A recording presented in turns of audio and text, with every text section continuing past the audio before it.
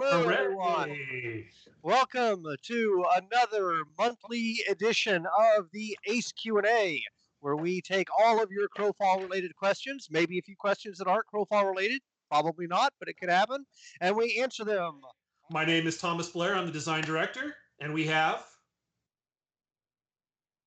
Todd Coleman. Was that for me? I thought you were going somewhere with that. And Todd Coleman, creative director. So we got a bunch of stuff to talk about this time. So at the very beginning, we should talk a little bit about the tournament just because it's what's going on right now publicly. But that said, I don't want to spend too much time on it because frankly, we've got a lot of stuff on the real game we need to talk about. So we're going to go ahead and spend most of our time today, I think, doing a refresh of the roadmap. I showed you guys the roadmap. I want to say it was back in March. Is that right? February or March. Where we talked about all the things we were going to be doing in the short term, the medium term, and the long term. The medium and long term really haven't changed much, as you would expect, because our focus right now outside of the tournament is pretty much on launch. But the short term has changed. There have been some things that have moved forward and things that have moved out. So we're going to talk about that today in some detail. But first, let's go ahead and talk a little bit about the Eternal Champions Series tournament, which is really cool. So for those of you who are not familiar, we are running a Battle Arena tournament right now. There's basically all of the Crowfall things squeezed down into like a half an hour match. It's 12 teams. Each team has 5 players. You can either, for the tournament, we're having preset archetypes so that everybody starts on a normal playing field. In the normal version of the Hunger Dome battle mode, you can either take one of those pre-built characters or you can bring in your character from the MMO, which means that you have complete control over your customization in terms of your promotion class, your talents, your attribute points, and your disciplines. So it's a really fun game mode. It's really cool. As a reminder, the reason that we thought Hunger Dome was cool for this game is we have a very, very deep PvP experience in Crowfall. It is also very, very off-putting to new players who just want to kind of jump in and get their feet wet. Jumping into a dregs is not the best experience. So we tried to figure out a way to give people a taste of that experience. Debbie Sue hates it when I call Hunger Dome our gateway drug, but it kind of is, to give people a taste of that experience so that we can get them into the idea of the game. They get an idea for how the classes play, and our goal and our hope is that they will then say, hey, this game is really cool. I definitely want to go and invest in the MMO and invest the time necessary to learn how to play my class and to learn how the strategy game works. So that's kind of the whole thing about it. The ECS tournament is running right now. We are now 2 qualifiers down. So the first 2 teams have been auto-selected themselves basically by winning. First 2 teams have made it into finals. And we've got another round of qualifiers happening this weekend, Saturday and Sunday, which is really cool. And that's $50,000 in cash and prizes, which is also, I think, worth mentioning. We are extending the team signups to try and get some more teams in. So if you guys have been sitting on the fence thinking about it, you might as well form a team on the website and jump on in. So I think here's the new dates. Yeah, we got the new dates up there, and we fixed all the problems as far as we know with the drops. So that should be working flawlessly this weekend, and we have a new batch of stuff that we made for this next weekend. Every weekend has a different batch of stuff. I personally made a bunch of this stuff and worked with the artist to make some of this stuff. It's cool stuff. You're going to want it. And you want to put up the slide for May 8th. We've got our Twitch spider there. He's super cool. We've got the spider badge, and then we've got the no you didn't emote. I mean, I think showing up for the emotes is reason enough, man. Those emotes are good, and then the mounts are good. So emotes are one of those things that I know that they're an MMO staple. I personally don't put a lot of. I mean, yeah, they're kind of funny, but they never make it very high on the list, which is why in every game I've ever done, they tend to be one of the last things to come online. You start to have this just slew of new emotes come in. That said, the dance is pretty funny. I think the animators did a fantastic job with the dance, and I certainly see people triggering it. Now we have it in Hunger Dome that when it gets down to one team, the hunger cuts off immediately, so that final team that last doesn't die. And I've seen very, very commonly now in that last moment before the match ends, that's the time when people kick off their dance emote or their other goofy emotes. So pretty. It's good fun. It's good fun. It's and we now have the system set up where we can just add more as we need to. I think, did you show the emote clip that we had, Emily? Yeah. She did. Yeah. It's okay. Pretty, all right. Well, then let's show May the 9th, which is the next day, which is themed around. Let's see. We've got the wolf in there, the #1 emote, and the Earth condemnation sigil. Cool. So by the way, with our first round, our first weekend of Twitch drops, there were some integration issues that happened. So everybody who should have gotten a drop, you will. So I want to say that first. And number two is the nice thing about having these quarterfinals or these qualifiers spaced out and everything is it gives us a little bit of time to adjust. So we will have those issues resolved for the next match. So this is our first tournament ever. So apologies of all the bumps in the road. I'm not hugely surprised given that this is an integration with somebody else's system. And, we're still making mistakes. We're still learning. But hopefully my goal is that every single time we do another match, the tournament gets a little better. We did see that from the first match to the second match. The second match was even more fun to watch. So that's if that trend continues, this thing is going to be pretty cool by the time finals rolls around. Yeah, no one will see those bumps with the drops or any of that stuff in the future, which is great. We work out all the bugs now. That's the hope. Yep.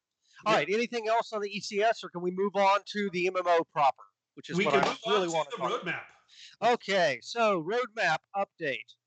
Let me pull it up here on my screen too, so I've got it. So this was the short-term list before with some modifications. So I threw in some general color coding, but mostly it was just to make it easier for me to talk through it. So there's a few things that were on the short-term or maybe even on the medium-term list that ended up coming forward. The tournament arena we just talked about, the Hunger Dome stuff. Factories was one that made it out, and so far the response from that has been extremely positive. We have some round of balance changes coming to it, and we have some things that didn't make it initially that didn't make it to the first round of factories. Has that been resolved yet, Blair? There's still a couple little tweaks. I mean, we put it out there. I put up a thread in the economy section, got a bunch of good feedback, created tickets, and those things will come online. Like the UI group changed the entire bottom of the UI to say this is a factory, and this is how much durability making this factory copy will cost you. Right? Better feedback to the person using the factory. There's a couple other things that are getting folded in there that we thought were good ideas. That the maker's mark was a good one, right? Is if you make a copy of something that was made by Bob, the copies will also be tagged as Bob, not tagged by me. I think that was an important one. It was just one that we overlooked originally in the design. Yeah, so a lot of great feedback. I appreciate it, and it's now folded into crafting proper, and it's part of the game.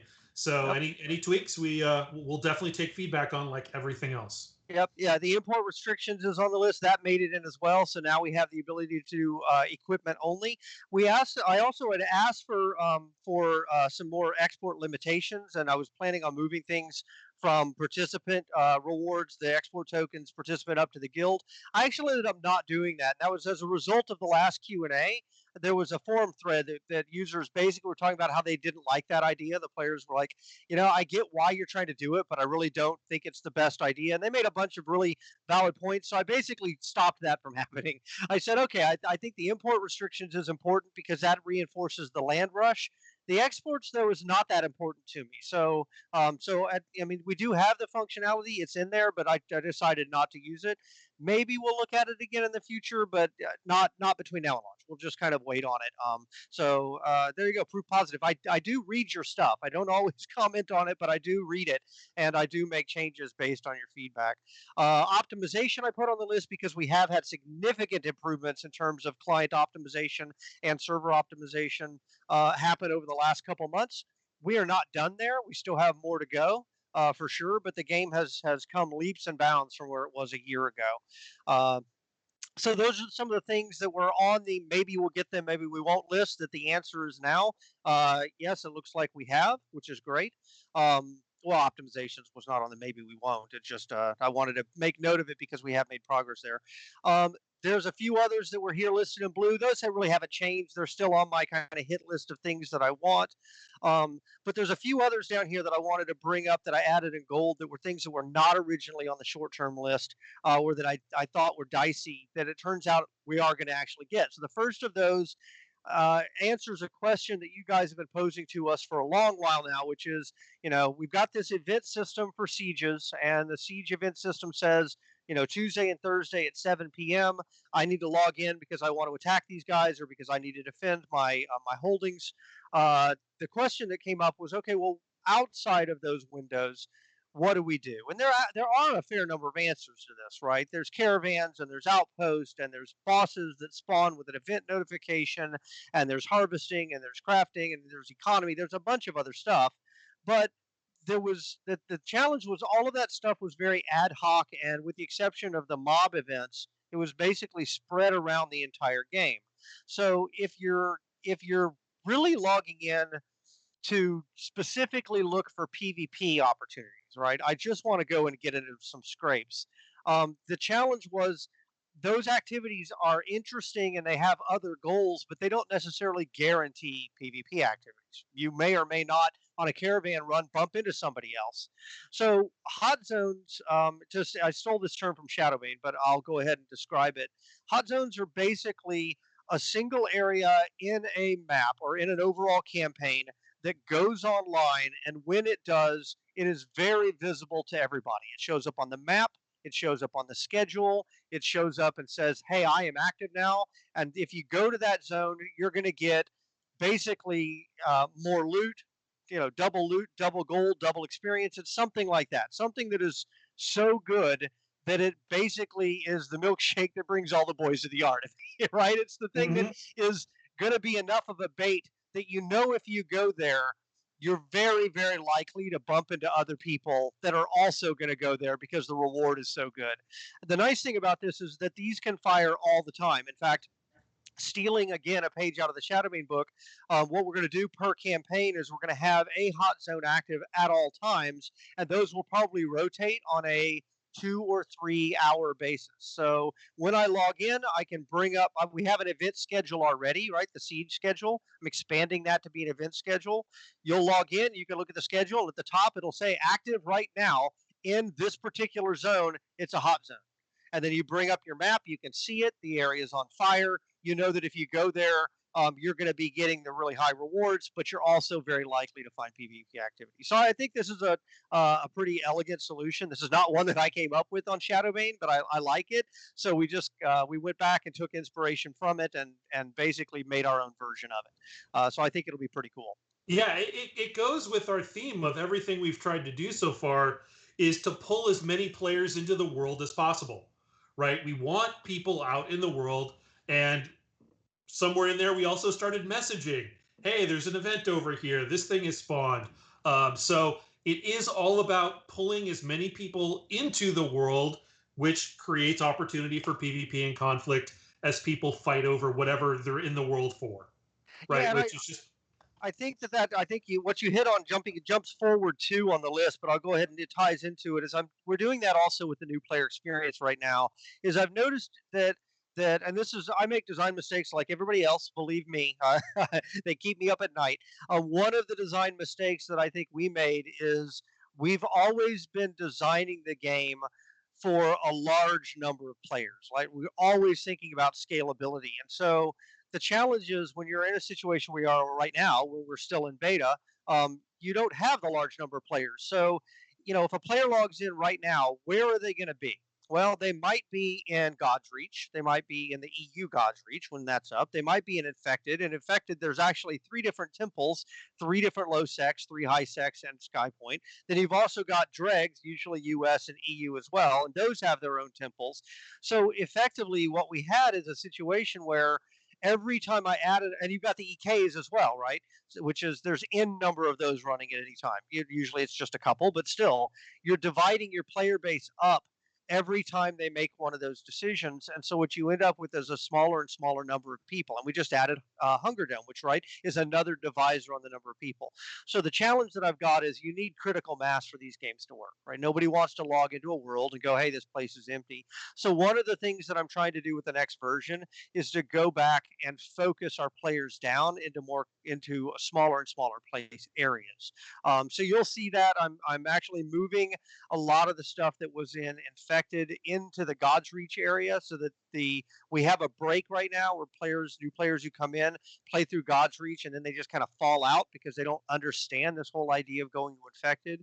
So I'm trying to do a better job of channeling and focusing our players to not just for conflict, though that's a big part of it. Hot zones is for conflict, but also just for socialization. I want to get players mixing with and meeting other players, because that's what makes makes these kind of games work. So you see there, I've got updated new player experience. That's what that is about, is kind of thickening up the broth on that experience a little bit, trying to look at the areas where it works to teach people and where it doesn't, shoring up the weaknesses, and then also just kind of conglomerating them together or consolidating them together.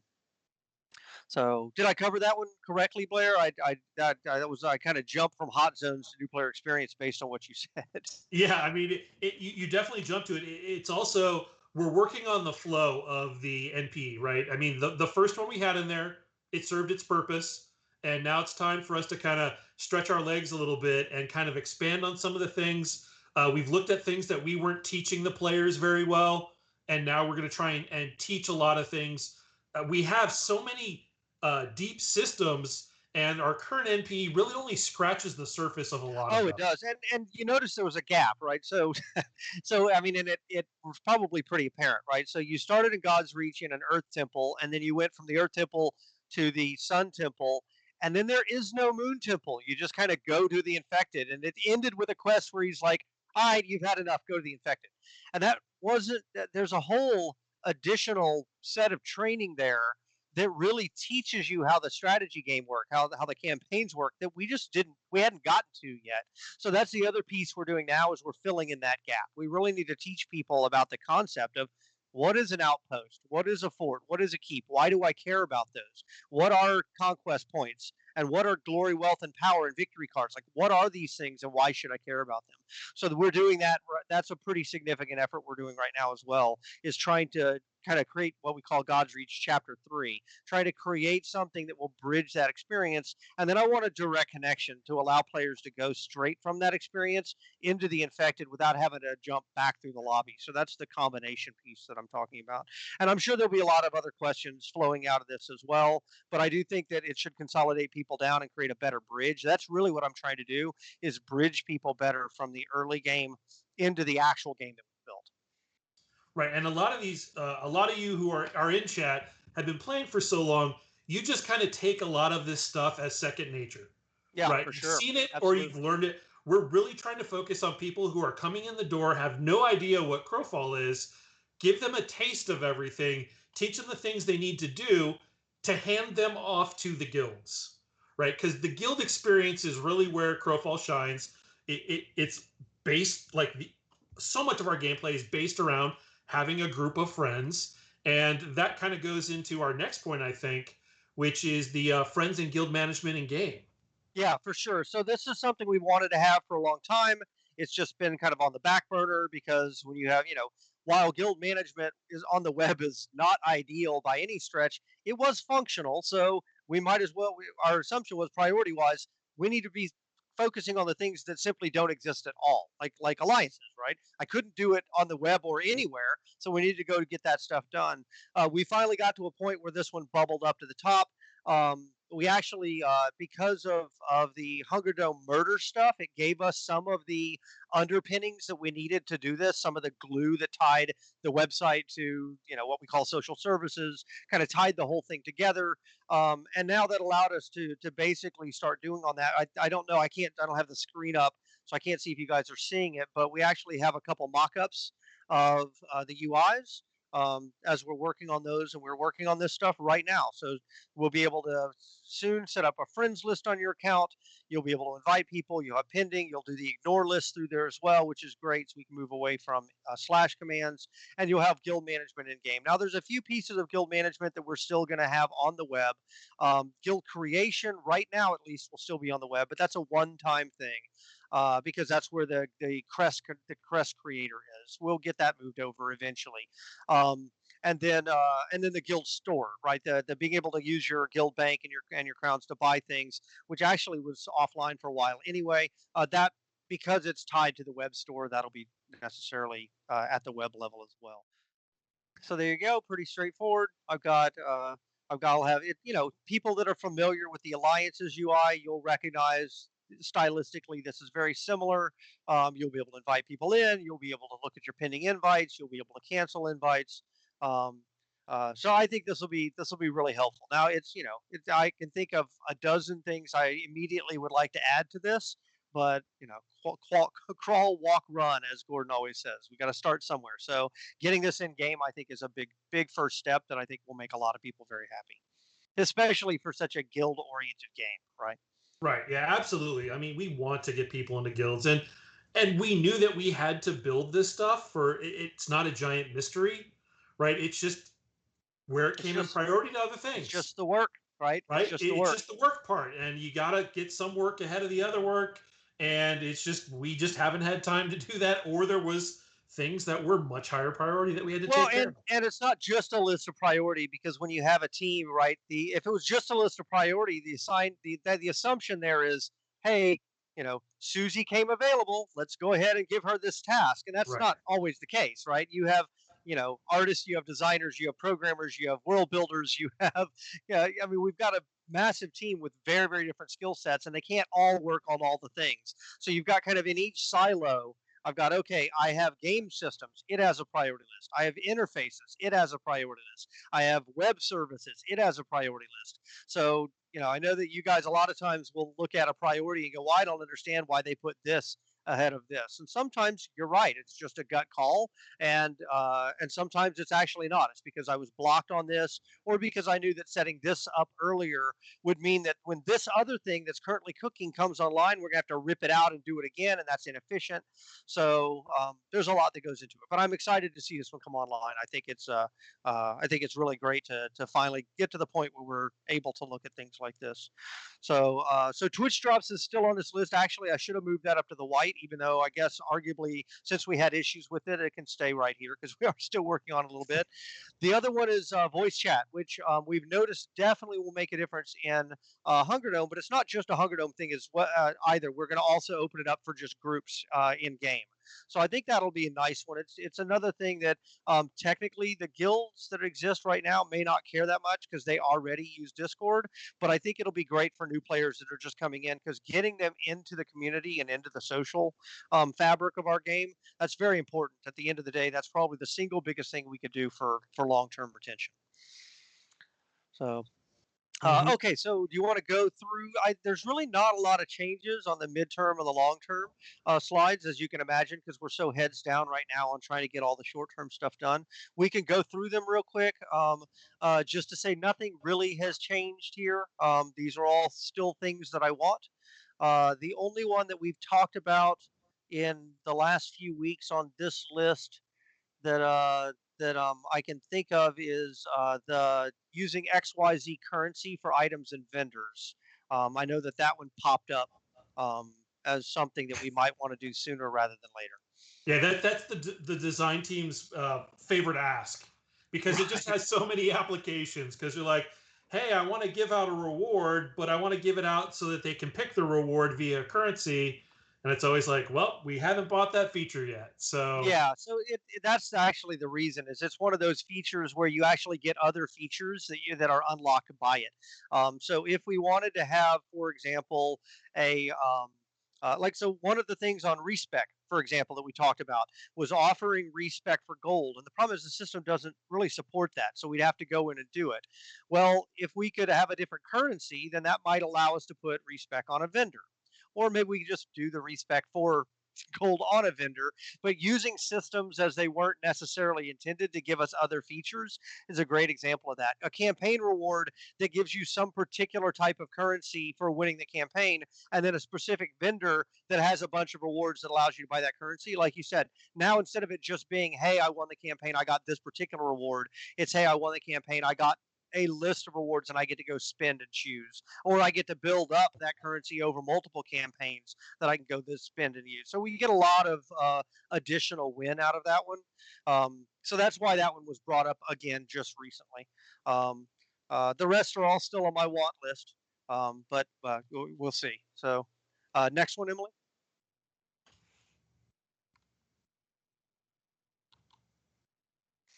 All right. I don't think there's anything on this list that changed specifically.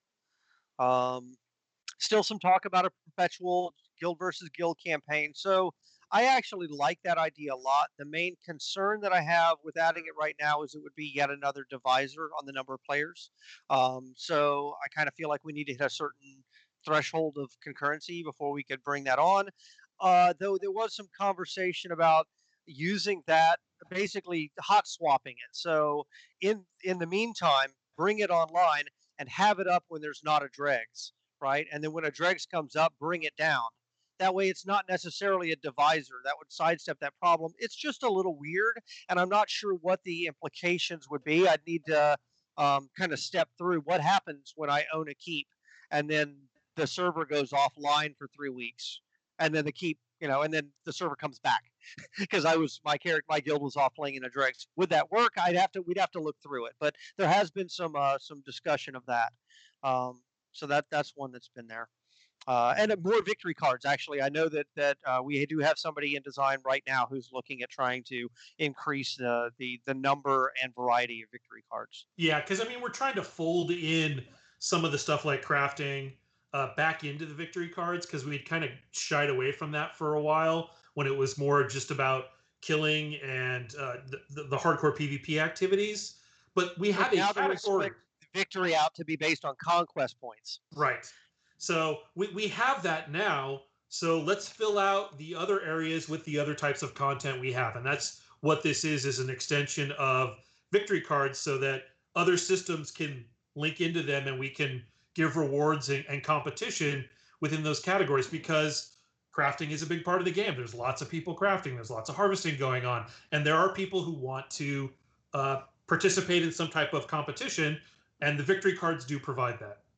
Oh, there's one note also, now that I think about it, on that final point, which is UI customization. So if you guys haven't had a chance to play with it yet, give it a shot. But we do now have the option in the settings screen to allow you to move around the game while you're in crafting, or while you're personal crafting, or while you have your power tray up, or while you have your inventory up. We do have that working. You have to go set the setting on.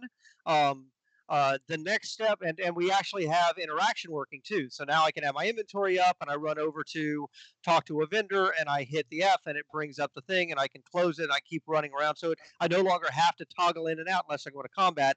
The next piece that we are looking at on that is opening up powers as well, so that if I'm in that mode and I trigger a power, it's not going to leave me in that mode, because I do need to at that point go into combat for targeting, but at least that will drop me immediately out of it into combat, so that I don't have to go and hit the escape key. A little bit of a quality of life feature, but we are getting a fair number of those quality of life features in now, and they do make, like, the compass changes and the quick trade and the colorization of the group members on the group UI and the voice chat. Those things do add up and make a pretty significant difference, surprisingly so, in my opinion. So, yep. All right, next one. I think, is that at the end of the midterms, or is there a long term? There is a long term. There's 2 long-term slides on. Okay, cool. This one I'm pretty sure will not have changed. Actually, so there is one on here that is interesting, which is the expanded glory card events. But I don't think we're ready to talk about it now. But there was basically an expansion of what we're doing with our boss mobs a little bit, just to add a little bit more to that event system, because we do have an event that comes up that says, hey, Spider Queen has spawned, and it was it's intended very much like the hot zones to be a PvP hotspot at that point. So we're going back and making those encounters a little bit cooler and adding a little bit more to them, making them more impactful, hopefully so that it will act as bait to drag people out. And I think explaining a little bit, I won't give it all away, but one of the things that we're trying with the prototype of these guys that we're working on right now, is the concept of when a group does the thing event-wise on that parcel, we're going to provide parcel buffs for harvesting, and we're going to spawn a bunch of extra stuff for a period of time.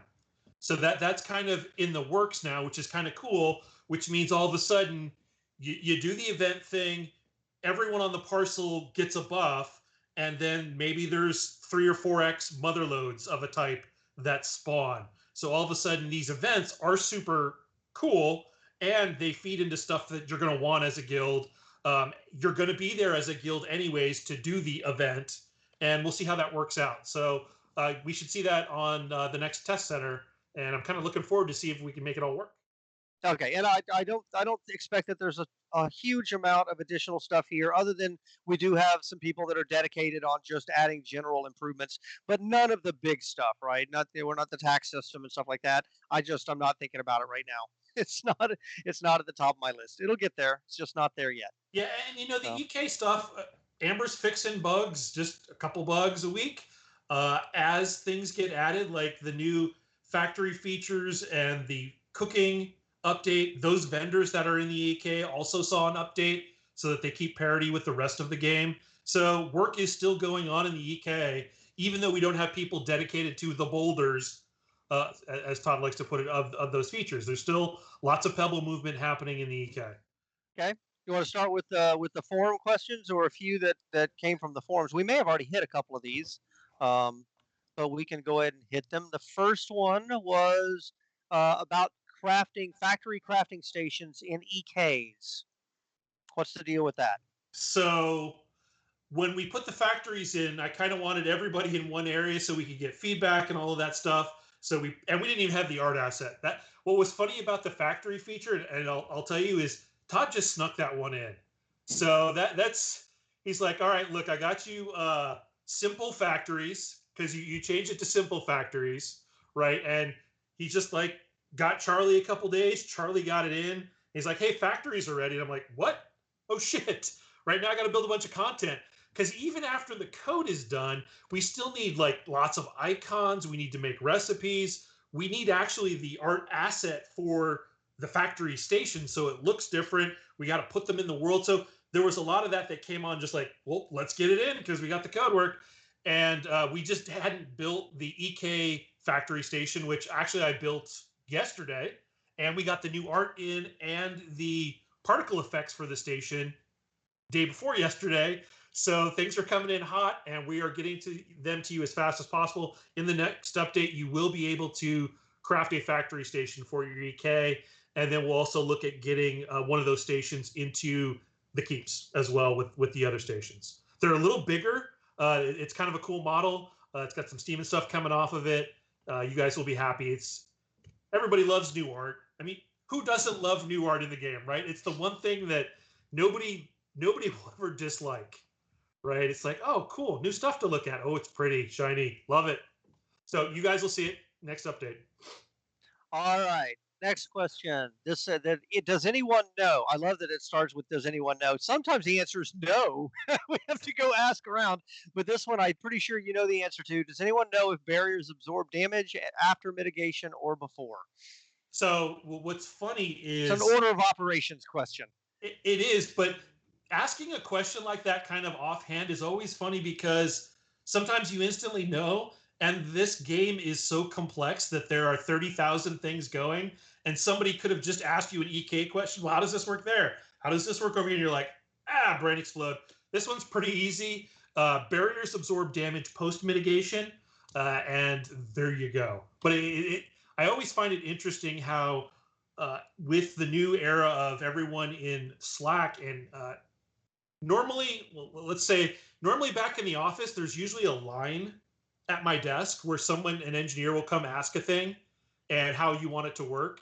And now there's 50 Slack messages that will get blasted to you, and having to context switch between everything and remember all the details is kind of a challenge. So it's definitely one of these when someone just drops a question on you, you're like, hey, oh yeah, I know that one. I don't even have to look. So there you go. Question number 3. Is it possible to limit claiming with tree seeds to only active keep siege window? That would make the land rush much better. So what you just said of trying to remember how every single rule works all the time, this is one of those for me, as we've gone back and forth on this a couple times, that I think we did that at one point, and I can't remember if we pulled it out or if it got broken. Yeah, honestly, having to look at this one, we got most of the way, and there was a bunch of questions, and we're like, you know what? The land rush is going to be kind of gated by gold, right? Because of course, and then for the longest time it wasn't because of the import rules. Right, but it is now. But it is now, and so now the question in my head, and Jack can give us feedback on that, is the seed cost too cheap? Is there no land rush because everyone's able to acquire the gold for a seed that quickly? Because right now, that's ultimately our limiting mechanism, is if you can't bring any gold in, you got to get the gold to buy the seed. You got to get the seed before you can buy the keep. If you have 20 people, how much gold can you earn in an hour? If you have 50 people, how much gold can you earn in an hour? So all questions, right? Yeah, and I do think, and this will be really interesting seeing how that exact moment, right? The time from campaign start with no gold to we bought the seed and we got to get it to the keep and we've got to actually plant it, how hot zones will figure into that, right? Because if effectively saying that that's the place to go if you want to get the most gold, I think that's going to be a giant driver. So I think that'll be really cool. I actually think the hot zones addition is going to touch the game in a handful of different locations, at different places like that, where the tendrils will kind of take things that were already there and kind of soup them up and make them much stronger. Yeah, and every system that we add like that, and this is just for the edification of chat, is there are ripple effects for things that we're not even thinking about now that are going to have to get looked at after we put in something like that, right? Because all of a sudden there's more gold coming into the system. Do we need to sink more gold out to compensate for that? I mean, it's a lot of interlinking systems. It's like a big old spider web, and you touch this strand over here and this one over here jiggles. So you have to kind of look at all of the systems. It looks like we're giving away an elk mount right now. I was like, hey, is there a question there? Oh, wait, elk mount. So yeah, it is. It's definitely something we want feedback, because we want that land rush to be exciting. We want lots of people, in fact, darting for a hot spot, which will make a lot of fun conflict right as the campaign starts. And that also leads to a good point, and I wanted to talk about this. The current values for building a keep, the buildings in a keep, were tuned to kind of our shorter campaigns. We've kind of gotten to the point now where we're starting to make longer campaigns, because yes, we know a series of short, quick dregs campaigns burns the community out, because they're just there, they're over, they're done. You're doing so much effort every single night. The investment of investing in your city for such a short period of time just doesn't make sense, right? Right. So for sure. So we'll probably look at the values and go, are the current values too cheap? I'm almost guaranteeing every single one of those, because they were all tuned for a fairly quick campaign. And also, going along with that, not being able to bring in building materials anymore also means that people aren't instantly building cities. So yet another nice ripple effect from the equipment-only import style, right? Yeah, for sure. So another question came in, and now that it came in, it made me realize, hey, yes, we do have an answer for that, and I have a piece of art that relates to it. So I started scrolling back to see if I can find that piece of art. So let's see if we can grab another question, and that'll buy me a minute to see if I can find the piece of art. This is being responsive now. I'm going to go try and find some art that we weren't planning on showing. Let's see if I can bring it over and give it to you. What's the next question on the list? The next question is, how can you make the infected feel more deadly and less risk-free farming? Oh yeah. No, that's well. So we have moved in that direction already. Some and with the combination of what I mentioned of moving infected back into the GR experience, it means that we need graduated levels of risk, right, from the safety zone of the temple all the way out to Skypoint. So why don't you talk about that a little bit, and let me see if I Sure. can find. Yeah. Let me see if I can find that art. So one of the challenges is we don't want we want God's Reach to kind of be an area where you learn about the game. You maybe meet some other people. You link up with people in chat. We've got people in there teaching you things, but we don't want it a spot where our veterans come back to farm things risk free, because the goal that we set earlier, which is we want people out in the world creating opportunity for PvP, doing things, right? And if everybody's huddled up in a safe zone, then that's not really meeting that goal, right?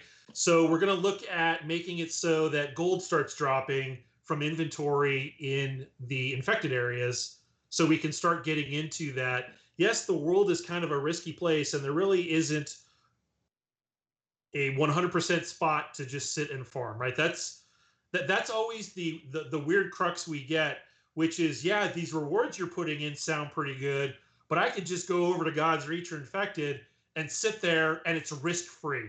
And even though it's maybe 75%, 50% of the reward that you're giving out over there, it has this risk free tag associated with it. So nice. The giveaway word is Blair's kitty.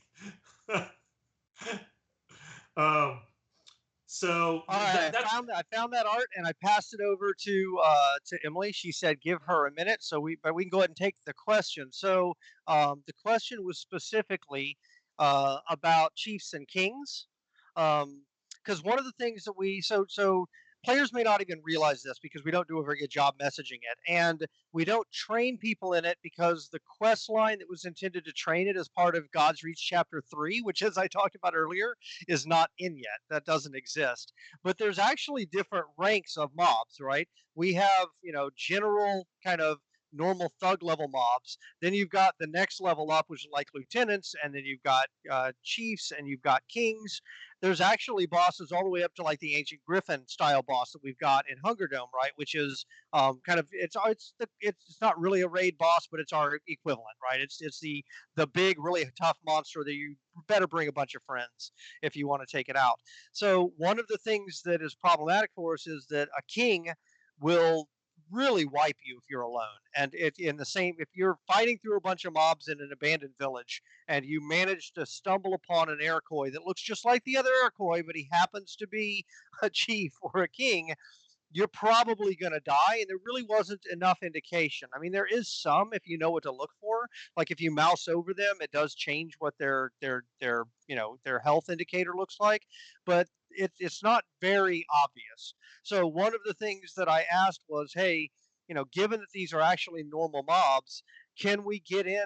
And this was the question: was can you guys get in some custom art for these guys? And so, going out and creating completely new custom art is something that we don't have a lot of time for right now because we're spending a lot of time working on other things like the Twitch drops and all that kind of stuff. But it did seem like doing variants of the mobs was a cool idea. So one of the options I said was, can we do different colors? Can we do different accessories? Can we put different particle effects on them? Can we scale them up a little bit? Can we do a flaming throne or a flaming crown above their head? And so the answer came back on was flaming crown. That would be really cool. So we did a couple concepts of what those bosses might look like, and that is something that is now already working its way through the system. Um, so anyway, so that's coming. I did pass the art over to Emily. I don't know if I gave her enough time. Waiting on you to tell her when she. Oh yeah, sorry. Yeah, go ahead and bring them up. So here's some examples of what that would look like. So I think it's cool. We're also going to add to their name tag. We're going to just directly call out underneath the name of the creature, like, hey, this is a solo boss, or hey, this is a group level boss. So I think that that'll help. I mean, at the end of the day, we're not a PvE game, but we do have PvE in the world, so we need to. This is the kind of quality of life thing I was talking about, where it really adds up and it makes a big difference when you take all of these things together. It just makes the game overall feel a lot cooler and a lot better. So there you go. Little bit can be done, I think. So. Alrighty, we have a question that is currently at the end of Dreg's campaign. Players are unceremoniously dumped to the lobby. Would it be possible to have a Hunger Dome match at the end instead of where the queue is populated by players from said Dreg's campaign selected through a variety of possible methods? Okay, that's an interesting one. So it couldn't be actually a Hunger Dome match, right? Because Hunger Dome matches are very specifically geared to have 12 teams of 5 people with very specific rules. But the idea would be, can we repurpose a bunch of the pieces out of that to bring the campaign to a conclusion? I always had the dream of having a cataclysm at the end. In fact, I think early on in Kickstarter, Dave even did a concept, right, where he tried to show like chunks of the world ripping away or disappearing or something like that. I do think it's a cool idea. It's certainly, it's not something that we could jump on immediately, but it's definitely something I'd like to put on that list of long-term things to think about and see if we can figure out a way. I would love to have the campaigns come to a more specific conclusion. I think that would be pretty cool. Alrighty. Our next question, can we get some hourly POI objectives to fight over so there's always at least one PvP hotspot for players to gather throughout the day? They are called hot zones, and I'm delighted to say that they are being worked on right now, and we hope to have them coming in the next version. And furthermore, tying them into the event tab. So that was the other thing to me that was really critical. This is something Shadowbane didn't have. So Shadowbane just had, when you logged in the game, it put a message in your chat that said current hot zone is here. I would like to be able to have it something that's referenced. So when I'm in the game, I can say, okay, where should I go? I can pull up my map. I can see it on the map, and then I can pull up my event schedule, and I can see, oh, here's where it is in this world right now. So all of that is being worked into the current design. But yes, is the short answer. I love the idea. We're going to do it. Doing it now. Our next question, is there a plan to add consumables to the list of items allowed to be imported into the campaign, i.e. harvesting potions, combat, harvesting food? Yeah, I don't know. What do you think about that, Blair? We certainly could. I mean, it's now that we have the import rules set up, it's pretty easy for us to go in and flag things on or off. And we also added now you can't sell items to vendors, right? Because that was a nice, easy way to sidestep the you can't bring in gold. Well, now you can't sell those items to vendors either, so they're really for use only. I guess the question I would ask is, you know, maybe is it worth it enough, right? Is it worth it to give up an import slot to bring in those? I don't know. What do you think, Blair? What I thought was interesting was the logic leap to get there, which was, hey, I slot these things out. They're technically equipment, and I was like, yeah, I guess if you look at it from that way, you do put them into a slot. It's more of a shortcut than a slot because it's not mechanically. I don't think of those as slots, but when I put on my player hat and look at it, I'm like, yeah, those seem like slots. Why didn't we allow that? So to me, it just seems like we didn't do it purposely, but from a mechanical sense, they aren't really slots, which is why they didn't make it onto the list. And actually, I can just, now that I'm thinking through it, this is real-time design. Now that I'm thinking through it, I can see a really strong argument economy-wise to do it, because there will be some players who are more interested in the economy game and not interested in going into dregs, and this would give them something that they would have a value to sell to the players who are going into dregs. So it strengthens that economy loop, and so for that reason alone, I'd be in favor of it, unless there's some reason that we think that it might cause an issue. I think unless it would cause somebody to be able to shortcut the land rush or something like that. If we can't come up with any compelling issues like that or exploits, then I think I'm going to vote in favor. So, yeah, good suggestion. Like it. Yep. Can you put rewards on Hunger Dome? So the answer to that is a bit nuanced. So let me talk. It's a good one to end on because there's actually a bit to talk about there. So we didn't want a few things. Number one, we don't eventually, right? We're tracking ELO, and eventually our goal is to start to have teams and players sorted into matches based on that ELO score. If you give rewards that can be taken into campaigns, that has two problems, in my opinion. One is I don't know if necessarily we want Hunger Dome to become the preferred way to get things for campaigns. That kind of shortcuts the export process of other campaigns and this economy loop that I'm talking about. So I've got a bit of a concern there. The other one is I don't want the player behavior that would start to potentially happen where people are purposely tanking their elo score so that they can get into weaker matches just so they can get those rewards. I want elo to actually be something you're trying to climb. So that's the challenge, is you start to get weird secondary behaviors. Where I do think we could do it, and where I do think a reward structure would be appropriate, would be to put some kind of reward structure on elo and maybe have those rewards not be directly imported, like here's a bunch of purple ore. Like, that's probably not a great one. But if it's something like, hey, give me that cool Satyr boss fire crown skin transmogrification for my character, and that's on an elo reward, that would be pretty cool. So I do plan eventually for us to get to doing rewards. We have to be careful about it, because what we've done is we've kind of taken now a handful of different game modes and we've tied them all together, and it's working pretty well, actually, as far as one of them not bleeding over into the other. Import and exports does a good job of that. We just have to be careful about that, because other games don't do that. Like, other games don't have all of these different game modes and they're all tied together with import export rules, and my characters jump between different MMO servers. That's very unique to us. So because of that, we need to just be very, very careful that we don't do anything that gums up the works. Ideas that sound great at first blush, sometimes when you look into them, the implications of them, you're like, ooh, that could cause some major issues. No, we can't really do that. So there you go. There's your quick answer. I like the idea of rewards. We just have to be very careful about how we Agree on that. And that's the end of our questions. So as we close this out, we go to the end, which is always become a backer by the 24th of April, and you'll get this month's Crow Award, plus all of the upcoming rewards that follow. So we're going to show you what the May reward is. And it is the Maeve Seahorse. It is a very nautical themed horse. Oh, it's masked for April. No, this is May's. And I think that's about it, Todd. Cool. All right. So just to go back through the other list of things. So first and foremost, always I want to thank everybody who's backed us or just watched us with anticipation, or just showed up to our live stream to check it and see how things are going. You guys are awesome, and we are always thankful for having you along on this ride with us. Number two, I want to thank everybody for participating in or watching the first two qualifying rounds of the ECS tournament over the weekend. If you missed them, and you missed the Twitch drops associated with them, don't worry. This weekend we have another 2 rounds. It is 2 o'clock Eastern? Is that correct? That's 2 o'clock Central, isn't it? 1 o'clock Eastern. Sorry. Central. Yeah.